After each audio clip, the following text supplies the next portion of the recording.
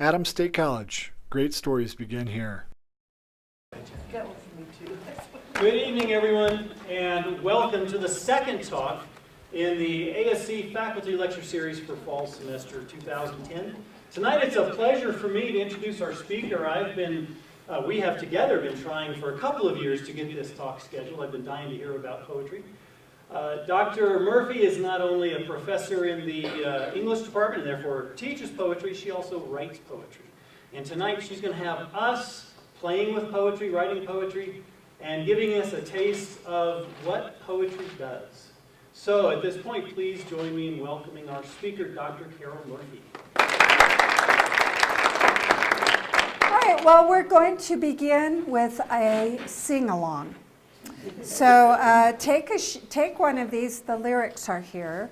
Don't look on the back, that's the quiz. Because what makes poetry frightening is you know there will be a test. So I thought we should just get through that part of it all right away. You'll notice that this is a song in which the name of the character changes every now and then, and some of the other details. That's because this song's been around for about, this poem, this ballad, this song has been around for, I'm going to give it at least 400 years. And it's existed in at least 45 different languages because it just tells such a good story. And if you're about my age, and I don't think there is anybody that old here, except my husband, and then there's Ted. But, you might know this song because this was sung, I think, by the Weavers. All right, so with that, I'm going to start singing because I don't want to spend too much time on this. So take one of these, pass them along, and jump in. I like to repeat the third line. So I will be doing that. And you, my dear, come sit in your... Make me more than things again. All right, need my glasses. This print is beyond belief. All right, so the first thing is not, okay. Oh, where have you been, Lord Rondo, my son? And where have you been, my handsome young man? I've been at the greenwood, mother. I've been at the greenwood, mother. I am ignoring the punctuation, obviously. Oh, make my bed soon, for I'm wearied with hunting, and fain would lie down. Anybody know this song? A little different. A little different. Oh, where have you been, Billy, my son? Where have you been today, my only man? I've been a wooing mother. I've been a wooing mother. Oh, make my bed soon, for I'm sick at heart, and fain would lie down. All right, now I'm just going to read to you for a little while, all right, because you got to sing more if I'm going to keep singing. But all right, so what met you there, Lord Rondell, my son? And what met you there, my handsome young man? Oh, I met with my true love. Mother, make my bed soon, for I'm wearied with hunting, and fain would lie down. And so sometimes it's for I'm wearied with hunting, and sometimes it's for I'm sick at heart. I like the for I'm sick at heart. It's more me. I don't know. All right.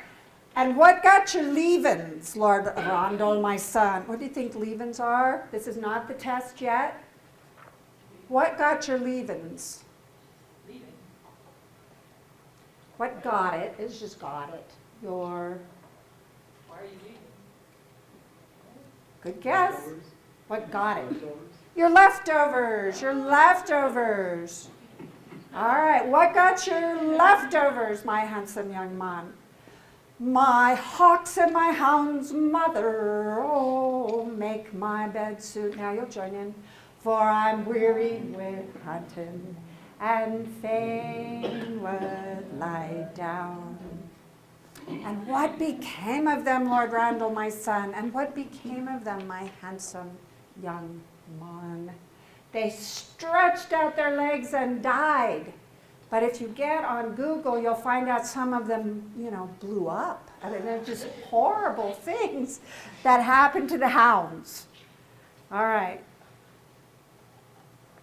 They stretched their legs out and died. Mother, make my bed soon, for I wearied with hunting and fain would lie down. Oh, I fear you are poisoned, Lord Randall, my son. I fear you are poisoned, my handsome young man. Oh, yes, I am poisoned. Mother, make my bed soon, for I am sick at the heart, and I fain would lie down. And this next one, what do you leave to your mother? There are actually about 20 verses. What do you leave to your mother, your auntie, your brother, your son? No, he doesn't have a son, sorry, he's single. Yeah, your sister, on and on. There's probably one floating around, but and anyway, it's all wonderful things. Oh, I'm going to leave my bow and arrow to so-and-so and all right. And to his mother, 24 milk kine, Mother, make my bed soon, for I'm sick at the heart, and I fain would lie down. And that's cows. And then this is when the weavers would sing at this last verse, and I'd go, poetry. So what do you leave to your true love, Lord Randall, my son? What do you leave to your true love, my handsome young man? I leave her hell and fire. I leave her hell and fire. Oh, make my bed soon, for I'm sick at the heart, and I fain would lie down. All right, now in this rendition, I left out something really important. Stanza 1, 2, 3, 4. And it shouldn't say slid. And what slid she give you? This is what you get for copying right off the internet. What did she give you? Eels fried in a pan. I have eels in broth here, rather blurry because I don't know too much about JPEGs and all that stuff. But that's eel stew, and in many versions of this poem, it is eels in broth. And the weavers, it was eels broth. All right? So she gave him eels broth. All right, now we have the quiz. And they turn it over. This is how you're going to answer. This is a CELT thing, all right? You go like this. 1 is your answer. You don't want anybody to see this. It's a quiz, right? And 2 is your answer. So you're going to put either 1 or 2. These are all multiple choice, all right? 1 or 2, all right? Does Lord Randall want to, 1, take a hot bath, or 2, get in bed? What's it going to be? Oh, I'm not supposed to hint, but all right, what's he want? Make my bed soon, I fain would lie down. 1 or 2? Must sign me. Yes, wants to lie down. Okay, he needs to get in bed. All right, when Lord Randall was out there, what did he do? Did he see a deer, or did he see his girlfriend? 1 is the deer, 2 is the girlfriend. Yes. He went out wooing and he saw his girlfriend. All right. Stanza 3. Did she give him a kiss or eels? Good memory. This is called the regurgitation test. Okay. Fitting. He's dying of eel poisoning. All right. So, a meal of fried eels.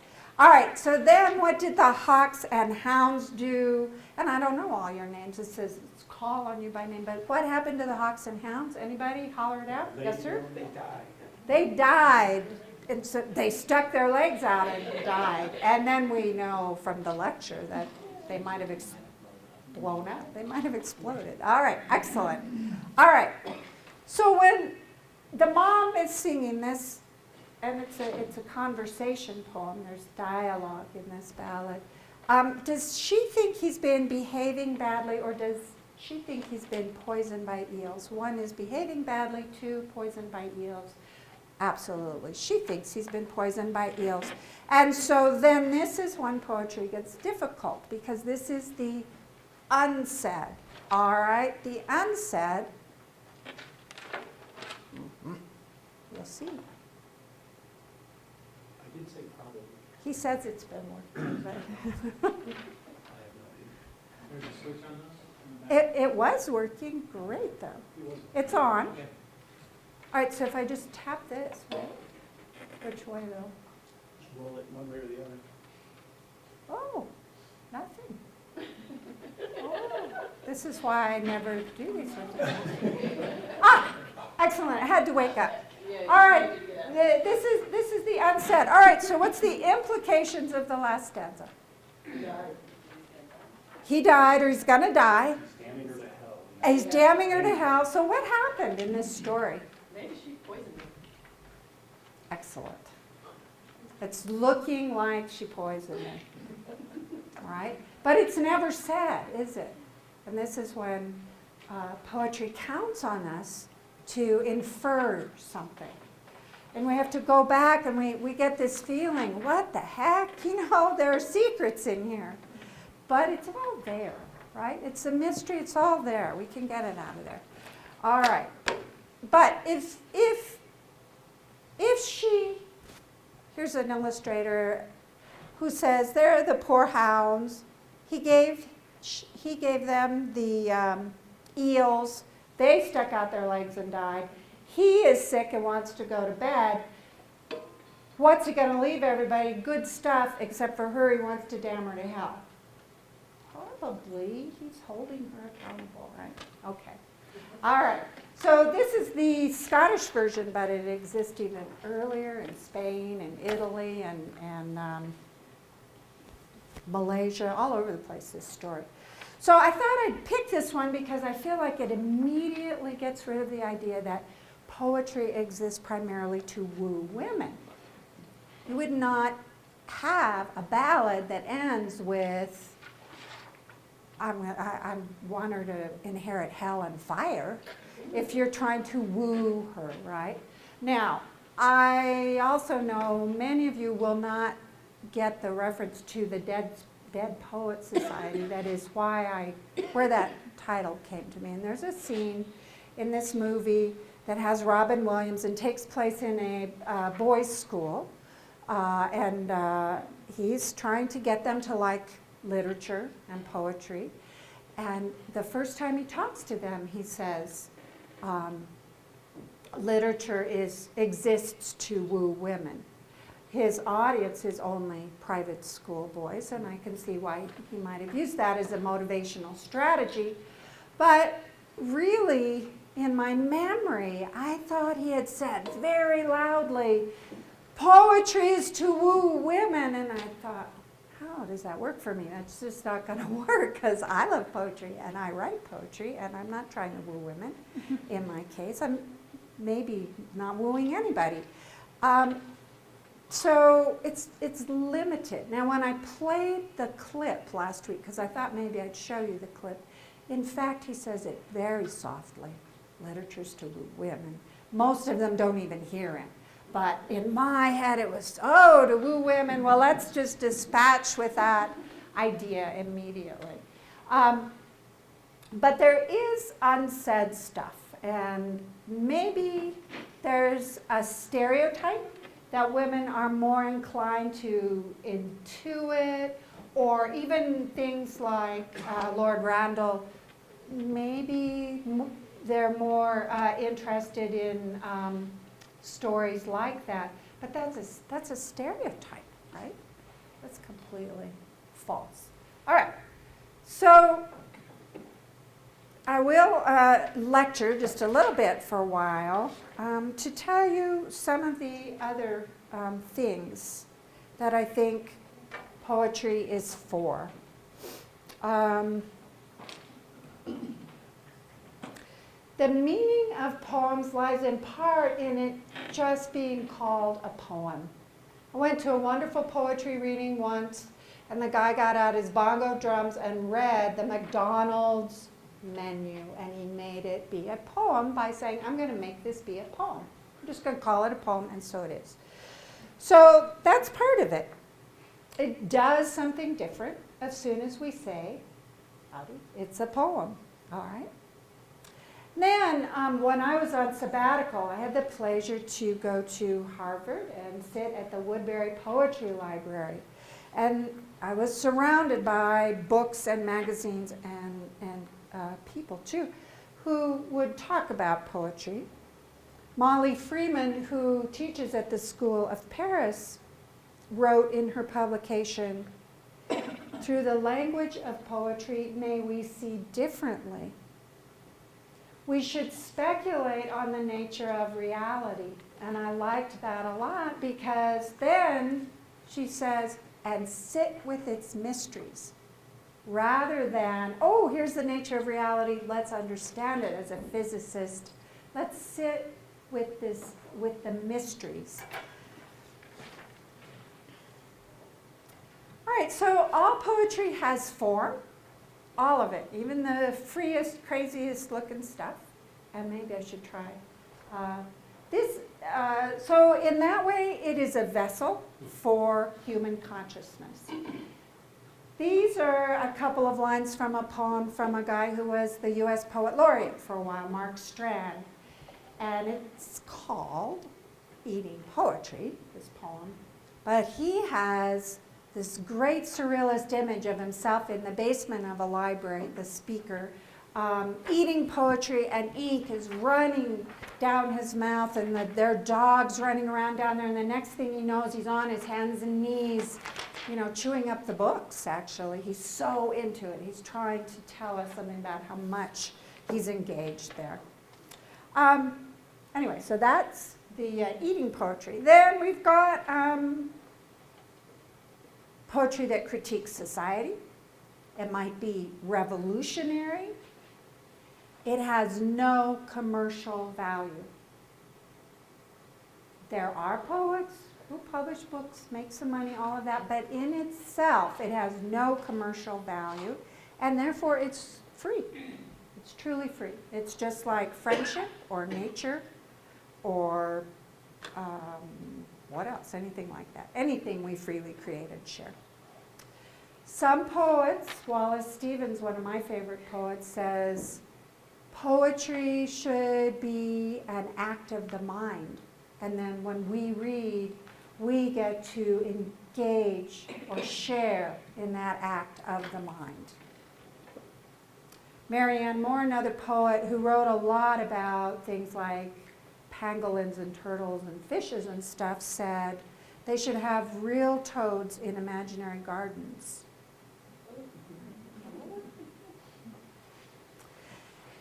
It relates to breath, as in the rhythm and inspiration. It may touch us directly. Hope so. It may celebrate the self. It may celebrate the beloved. And obviously then wooing women is just a tiny, tiny bit of it.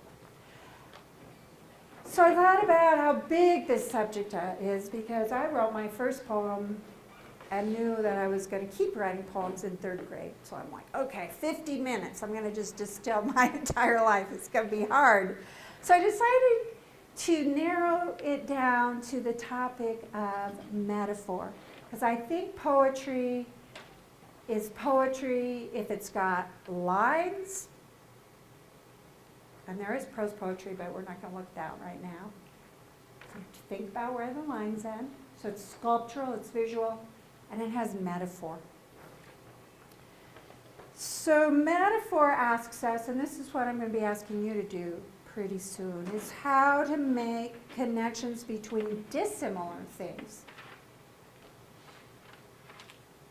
And how dissimilar can vary really a lot.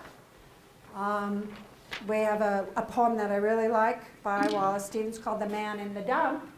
And the dump is definitely contemporary society. But he's real specific about that dump. I'm going to try this again. Maybe it's awake.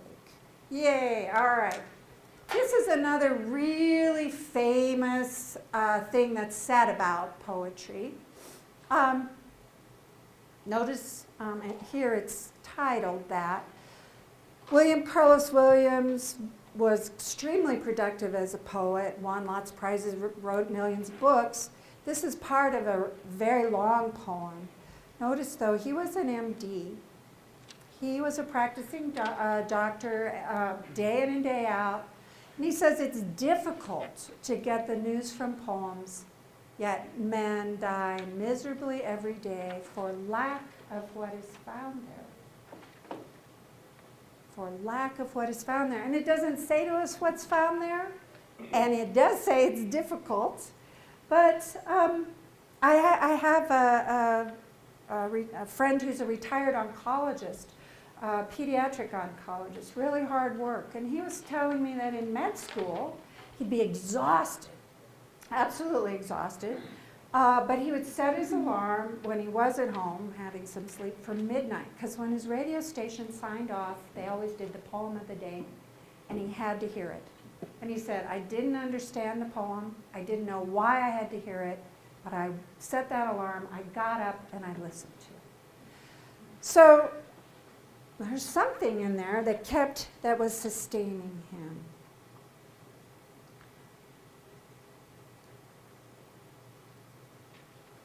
All right, so I've been thinking about, for this talk, the part where it says it's difficult. There are easy poems and hard poems. You can, if you want a metaphor, an easy poem might be like a wonderful fall apple, crisp, refreshing. You eat it, yum. It's good.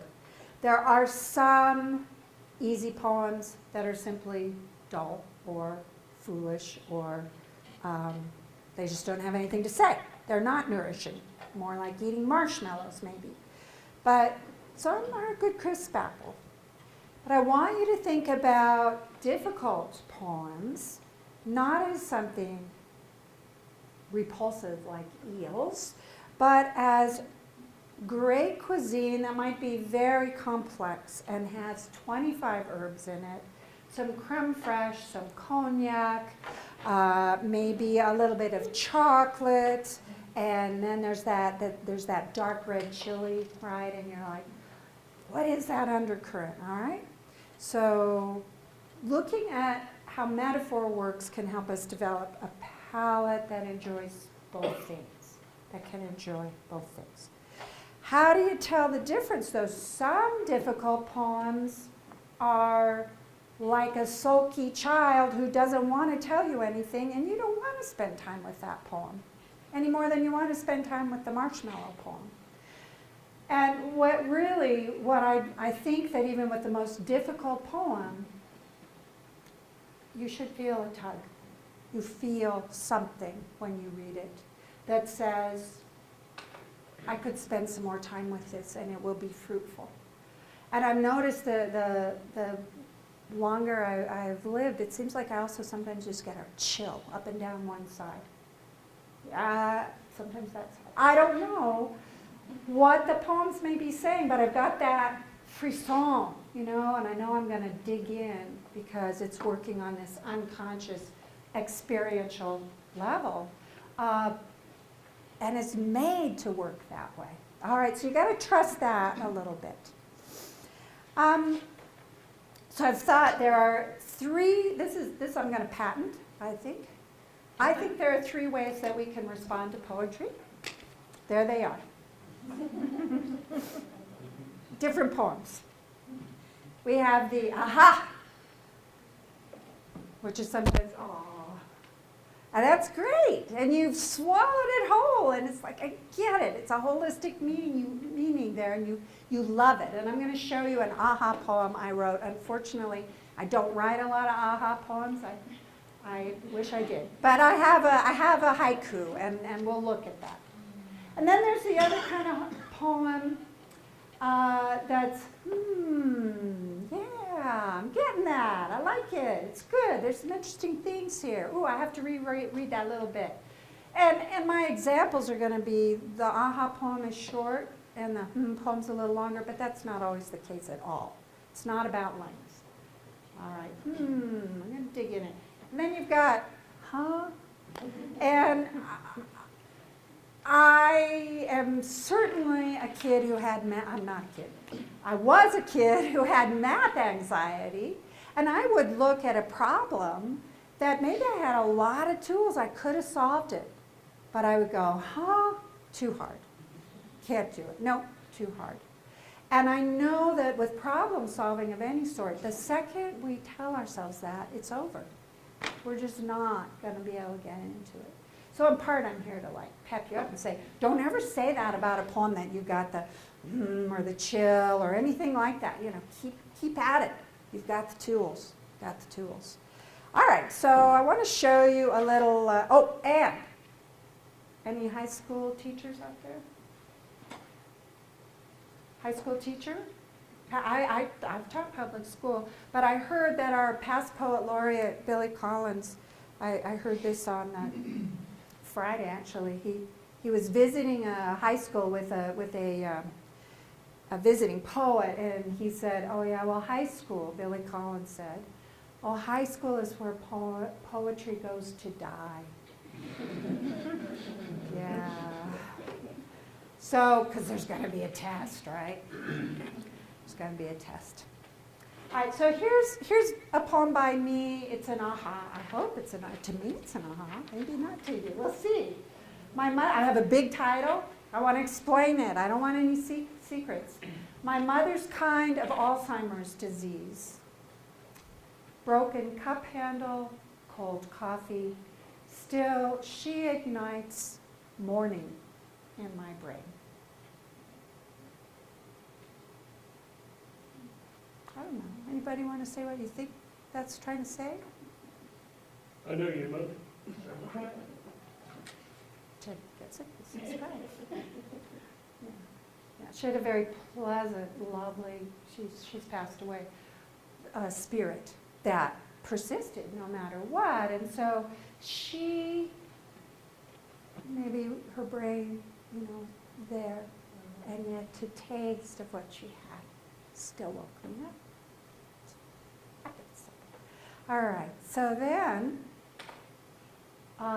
black screen. I just learned how to make a black screen. Yay. All right. I'm going to read a poem by Billy Collins. All right. It's called Introduction to Poetry, and I often read this to my lit students, English 203 students, because they have come from this kind of idea of interpreting poetry. So this is Billy Collins again, who was our poet laureate, and he's known for really accessible poetry that also makes you think of things in a whole new way. He says, I ask them to take a poem and hold it up to the light like a color slide, or press an ear against its hive. I say, drop a mouse into the poem and watch him probe his way out. Or walk inside that poem's room and feel the walls for the light switch. I want them to water ski across the surface of a poem, waving at the author's name on the shore. But all they want to do is to tie the poem to a chair with a rope and torture a confession out of it. They begin beating it with a hose to find out what it really means. All right, now that's a poem. All right, but what do you know about torture? Lately, there's a lot of controversy about it. What can you learn when you torture things? Nothing. You might not get a true confession. You might not get the true confession. Exactly. You're not going to learn really what you need. So then there are all of these metaphors, and I don't know what it is when I read the poem that is dropping a mouse in it and watching it. I don't really know, or thinking of the poem as but I'm having an experience as I read it. So when I get to the beating it with a hose, I know, no. I just want to sit with that poem and play with it. I want to make spaghetti out of it and go, so I have my own images for what we might do with that. So getting on with the poetry. Getting on with the poetry. there it is. I had a blank and then get there. Okay. It takes time. And this is not an era where we tend to take a lot of time. So I thought of some other ways, some other metaphors where you might take time. So think of the patience it might take to gentle a horse, to start a horse, to sing a baby to sleep, to train a dog to go trout fishing. And it might be that to say what a particular poem does or how it does it is the same as trying to say what happens when you lean your forehead against the warm shoulder of a horse. Or what a trout does when it lets the current take it, or what a trout does when instead it swims up. So, also, the reader of poetry. Here is another metaphor. And notice how metaphor is the same as analogy, it just goes longer, so this is an analogy. All right. But every attribute, right, has to match up. So let's see if this works. This is for my trout fishing friends, of which there are many. All right. So a reader of poetry is a fisherman who knows a native trout is shimmering below, hidden in a pool that appears black or mirrored, but is clear as air. And the fisherman is driven wild with longing to catch that fish and let it go.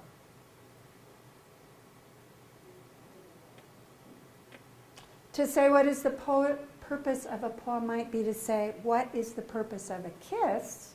And I would say, it all depends. Lots of different kinds of kisses. All right? I have a slow poem, but you know, it's not, well, yeah, we'll do the slow poem, then we're going to do the metaphors. All right? So this is a slow poem of mine. What I want you to notice is, and I picked it because I hope I made it slow, by putting a whole lot of white space in it all over the place. And when you're not used to reading words scattered all over the place, it can be unnerving when it is. I will confess that this is a poem that was inspired by jealousy. My sister got to go to the Galapagos Islands and I didn't. And I was really jealous. Thank heavens I'm a poet, because I coped, right? So my Galapagos, so you read across, straight lines, right? But there's lots of white, and I broke things up so that we would take a little time. And it starts with pictures from the Galapagos, images that she had sent me too, but in my imagination. Wild, not wary, a blue booby teeters, checks its foot, preens its shoulder, to shoulder with a satisfied pelican, craw a possible grin, to shoulder with a tortoise, her shell an acre vast, her stroll paddling tiptoe, it goes on. These creatures all equally assured, the observer's gaze benign. And in their eyes a squall of penguins, a green slow wave, black pumice, a curving hip of sand, beach. Incredible. I have not been there, but when you waltz, four-footed, crooked white blaze over our salty, dry meadow, even hungry, your gentle glance aside, I believe in my calm hands, nothing but open. And that didn't say what it is. What do you think it is? Waltzing over the meadow, crooked blades, 4 feet. Yeah, it's a horse. Okay, it's a horse. All right, and I will tell you that actually I had to kind of cram in the space to fit these on slides. It's less white space than my original version of it. All right, it is time to write, all right? Because writing in metaphors is to discover, all right? So if you have a writing tool, great, but I did bring some extra pencils if you don't. And,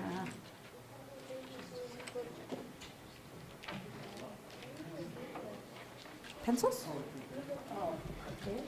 Got something? Pencils? Everybody has writing tools? Paper? Just going around?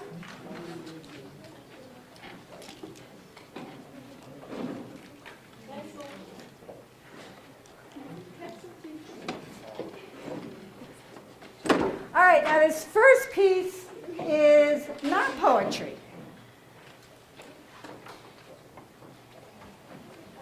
Jim, can you send that up behind you? Thank you. All right, I want you to dig down in your pockets, your purse, your money purse, your cookies, any object in this room. I want you to just describe it for, 3 or 4 minutes here. And to describe it, I want you to think about using all your senses. Okay? So very concrete, no metaphor, not poetry. We're getting there. Just pick an object and describe it carefully and thoroughly.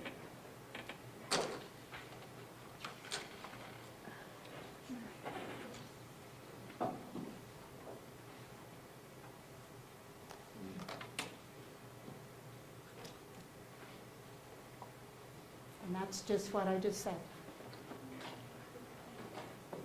But I think I'm only going to give you about 3 because we're winding down here.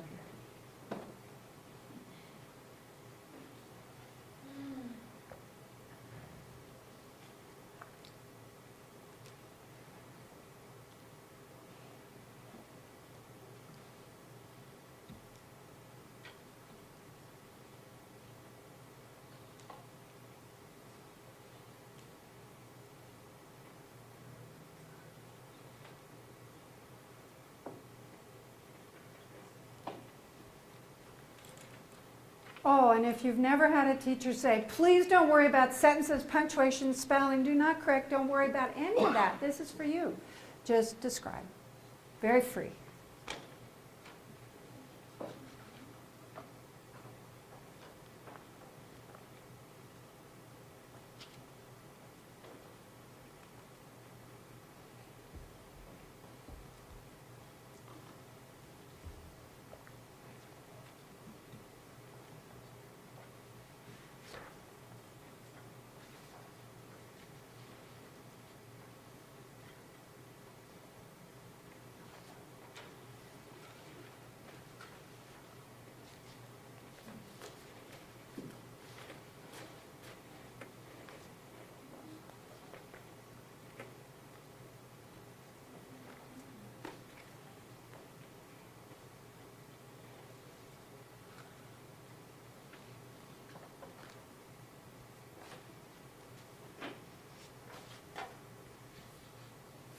Yeah, definitely. You want to smell it, listen to it, feel it.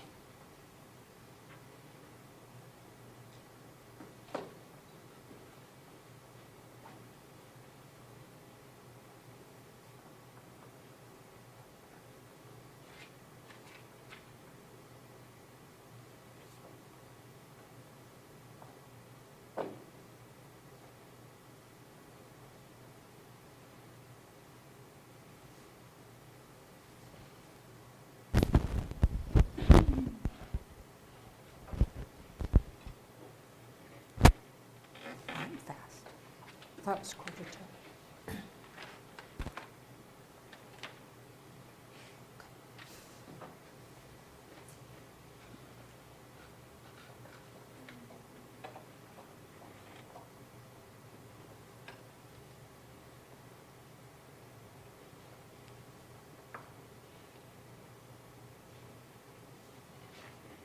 Draw every attribute you can think of really fast right now because you're almost out of time.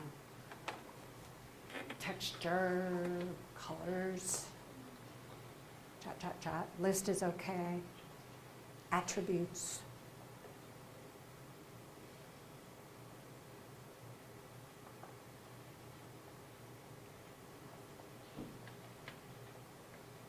And it's really fun to do this when I might give everybody almost the same thing, like a bag of potatoes. And then they have to bring them all down and mix them up, and then they have to come back and find their potatoes. That's the test. But they can. Aaron Abeda said he's done it with blades of grass. And people, oh yeah, there's my blade of grass.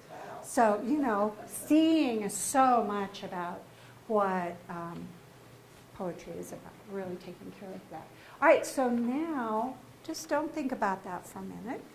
And step 2, I want you to think of someone that you are close to. I said whether beloved or not, sometimes anger, you know, it's just like whatever. Parent, partner, child. Pick a person with whom you're really close in some way. And go like this when you've got, you've got your person. It should just take a second. Got your person? Pick your person. Dave? You're not signing. You know who you're going to write about? Pick somebody. Still thinking? Oh, sorry, wrong hand. There. Frankie? All right. Okay. All right, now, here's the poetry. Oh, where did I put that little thing? Okay. Now, you're going to write a poem. Yes. Students who have had me for creative writing, first day of class. All right, you've got these 8 words, 10 lines, 5 minutes. Write a poem. Use all those words. I want 10 lines of poetry. And you have to shut off a little bit. So the pressure, this is good for you. You're going to write a poem. All you have to know is when you write a poem, end the line somewhere. That's all you have to know. End the line, okay? Feel it. Okay, so then, I'm giving you your first line. Such a deal. I'm giving you a free line, okay? And it goes like this. My child, or you could say a name, right? Laura, or my mother is a broken coffee cup, right? What's the is a? The thing you just described. So don't change your person and don't change your thing.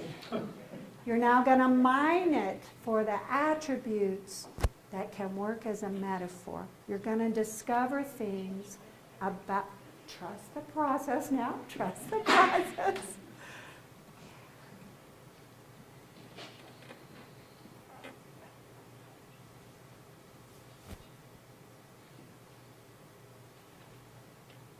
I think I'm just going to back up to the black one.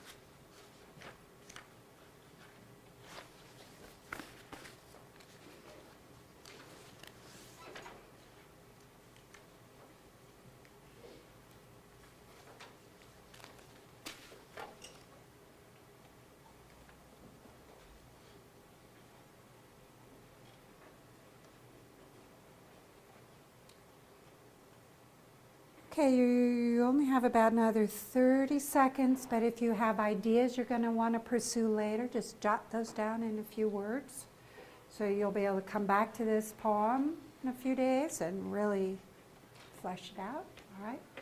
But I want you to turn to the person next to you and read any part of it aloud. Any part of it. It could be the whole thing, a word, one word, a phrase. Just put it out there.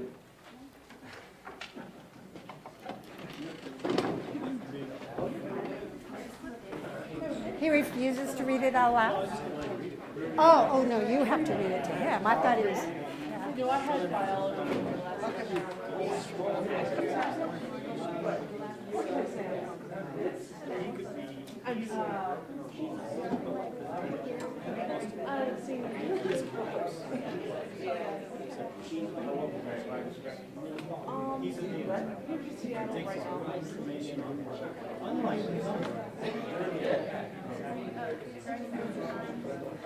Yeah, I do.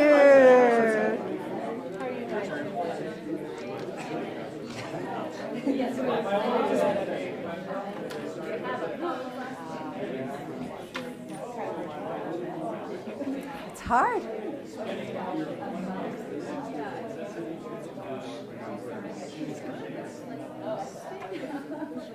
All right, dig it. Dig in there.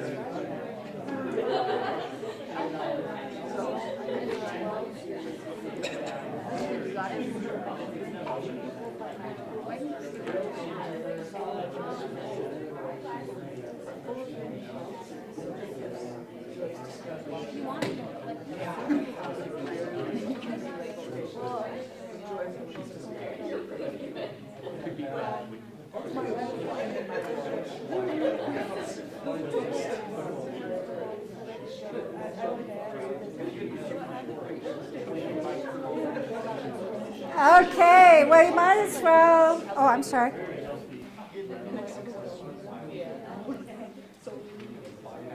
Okay, I think everybody got to finish sharing.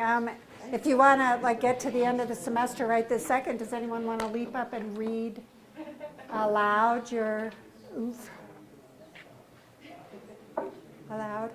Okay, that's all right. All right, I'm going to go through a bunch of slides really fast, though, that I took of a sculpture. I think that some people are much more visual than I am. I'm just verbal. So this was work done about the poetry of Emily Dickinson, and Emily Dickinson writes poems that are aha, and huh. And I think of her as a really tough poet sometimes.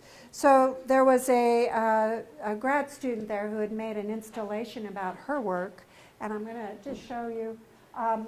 This is 3D. What you see is a dictionary and all those wires, and these are about her poems that associate meanings of words all over the place.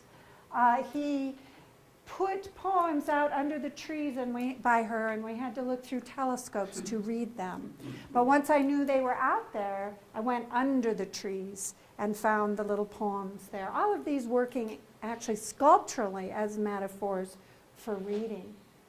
We noticed smallest things overlooked before. I really liked that the sculptor also kind of kept the poems related, and there was this terrible paradox there because she's so hard. This one is a sculpture. This is a book, but this side's a mirror. Here's her poem, wrong side out, typeset. And you don't understand, you can't read the poem without looking into the mirror and seeing yourself. So it's a great sculptural representation of how you have to bring yourself into the reading to know what it means. And this was, I think that particular student gave up on making any sense, really, of her work, but this is every single word that Emily Dickinson ever wrote, all written out there, and you could listen to them all at once, and it was white noise. It's like, well, come on, that's not helpful to me. And he had all these magnifiers, and that was about that. So those were the, oops, you already saw my punchline. Can't have the punchline yet. Just that also, poetry can be fun. I think one of the reasons I grew up loving it so much was I was read Edward Lear, Hilary Belloc, and I hope, I never saw Purple Cow, yeah, that one. I hope everybody is growing up on Shel Silverstein. And I had a sixth grade teacher who said, I want everybody to memorize a poem. You have to memorize a poem, but you're going to get to memorize the shortest poem written in the English language.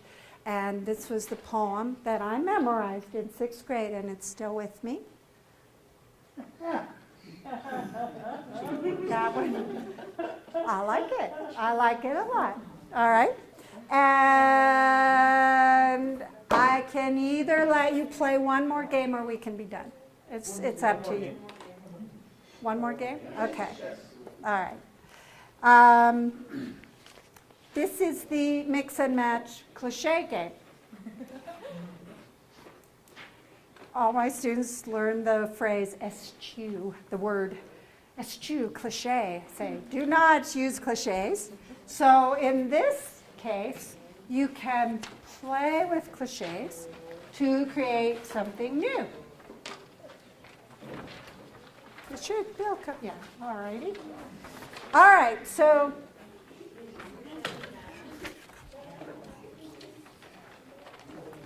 I was going to, and then I decided we were running out of time. All right, we'll see. All right, so my sheet from playing earlier looks like this. Okay, what you are trying to do here is break apart the elements of a cliche to make something fresh instead. So instead of oh, is she going to take the bait or not, you could say, is she going to take the kid in the candy store, right? Are you going to jump to a conclusion, or are you going to jump to a bucket? Just mix them up and cut them up. I like nose to the grindstone. Maybe you could have your nose to the bird in the hand, all right? So it's nonsense play, but you could really break these up and discover any part of it too, by the way. You could use one word of it or one cliche with another put together. You could take the ending of a cliche becoming to be the beginning.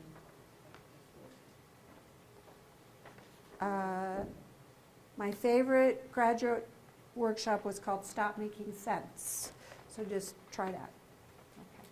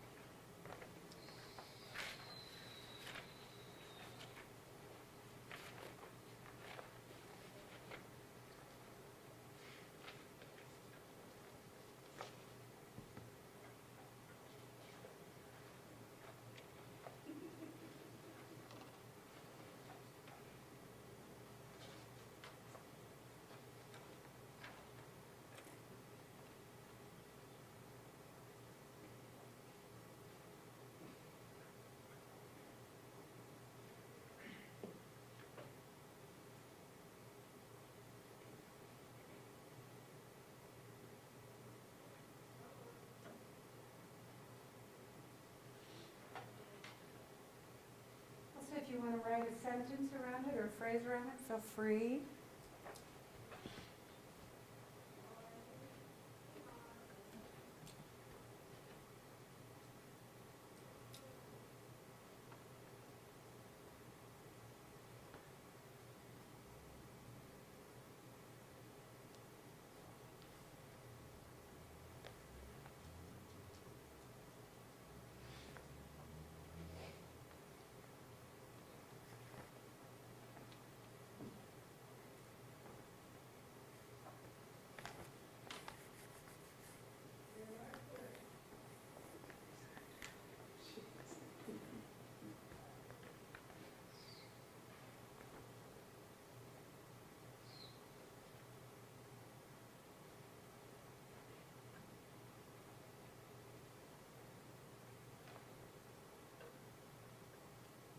can always add cliches, your favorite cliches if you want to put those.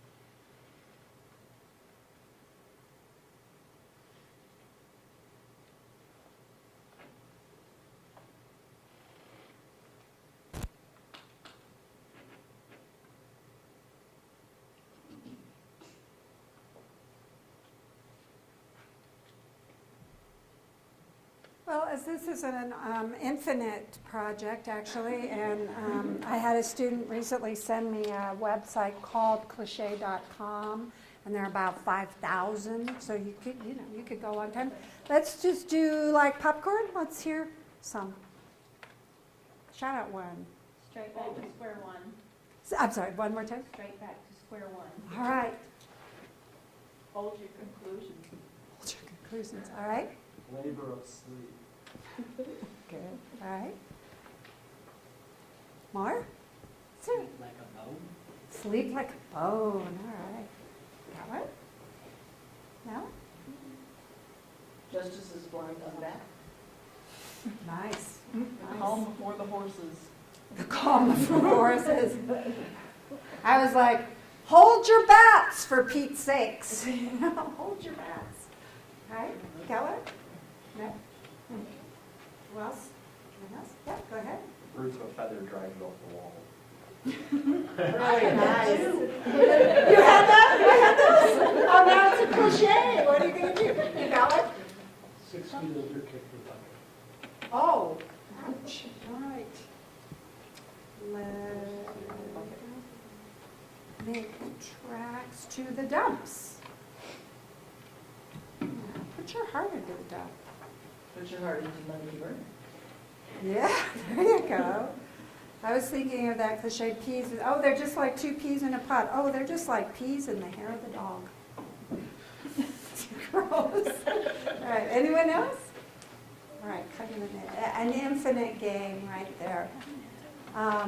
Because that's the other thing. You know, there's been poetry around for a long time, 9,000 years. We know from cuneiform. And so, I do have a farewell from fleas to let's see. I think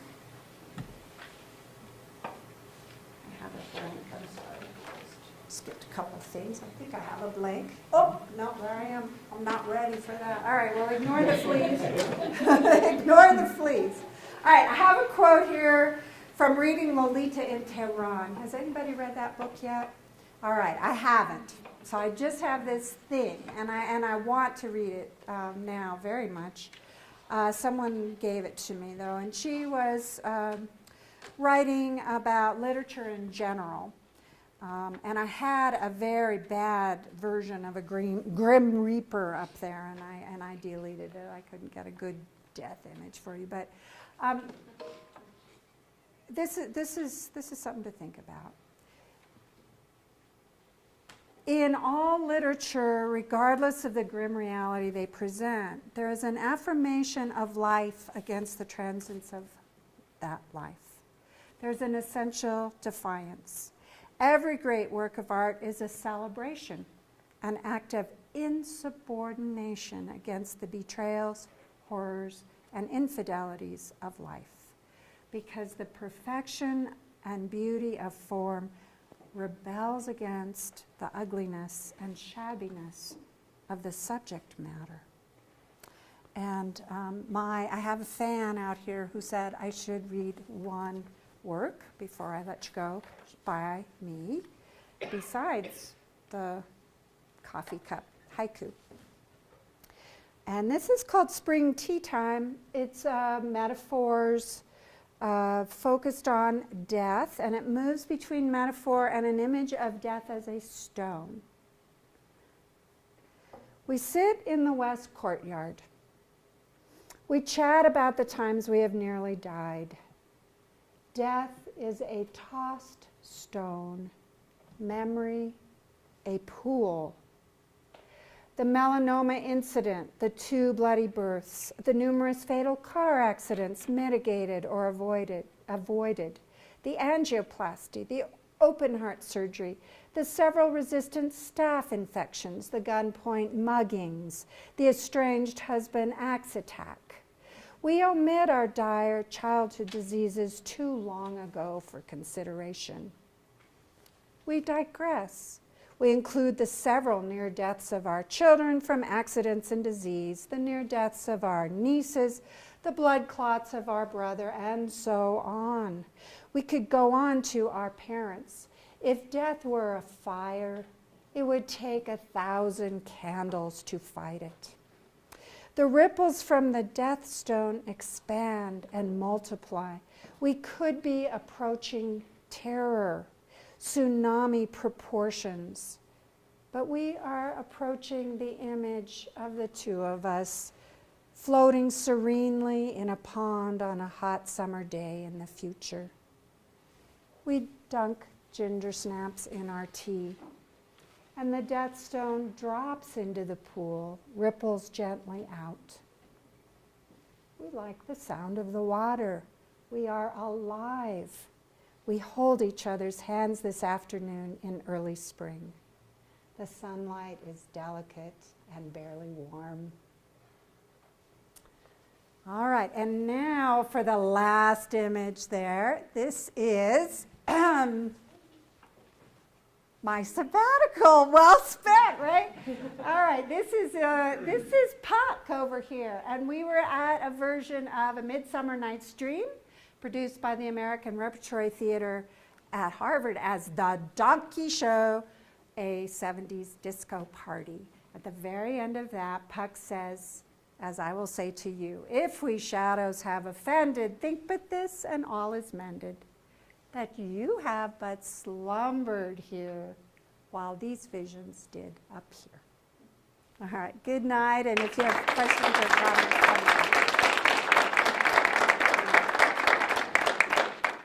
Does anyone have any questions for our speaker? or comments. Oh, I thought I read in the New York Times book review that there was a new biography of Emily Dickinson. Is that right? Yes, and actually that one that I had up there about the Great Light, they're suggesting that she probably had epilepsy. And so that, yeah, I'm looking forward to reading that. But that a lot of the imagery that's so profound about these inspirations and bright lights and all. Am I going to have any seizures? Yeah. Yeah. Anyone else? Announcements, stuff to come, readings to come? Oh, yes, on Friday at Community Park. Adams State College. Great stories begin here.